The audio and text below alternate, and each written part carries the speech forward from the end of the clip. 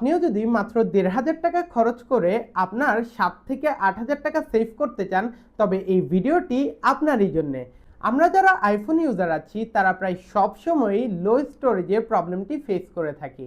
এই problem solve করতে অনেকে আইক্লাউড স্টোরেজ পারচেস করেন, কিংবা অনেকে ৭ থেকে ৮,০০০ টাকা খরচ করে পোর্টেবল হার্ড ডিস্কও পারচেস করে ফেলেন।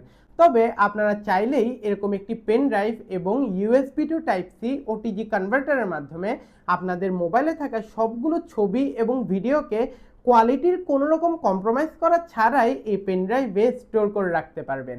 এর জন্যে আপনারা প্রথমেই আপনাদের মোবাইলের সাথে পেন ড্রাইভটিকে কানেক্ট করে ফেলবেন। এরপর চলে যাবেন মোবাইলের ফটোস অ্যাপে। ফটোস অ্যাপে এসে যেই ছবি কিংবা ভিডিওগুলোকে আপনারা ট্রান্সফার করতে চাচ্ছেন সেগুলোকে সিলেক্ট করে ফেলবেন। এরপর নিচে বাম দিকে থাকা শেয়ার অপশানে প্রেস করবেন। এখান থেকে সেভ টু ফাইলস অপশানে প্রেস করে দিবেন। এখানে এসে আপনারা আনটাইটেলড ফোল্ডারটিতে সিলেক্ট করবেন এবং উপরে ডানে থাকা সেভ অপশানে প্রেস করে দিবেন। তাহলেই আপনাদের সিলেক্ট করা সবগুলো ছবি কিংবা ভিডিও আপনাদের পেন ড্রাইভে ট্রান্সফার হয়ে গিয়েছে।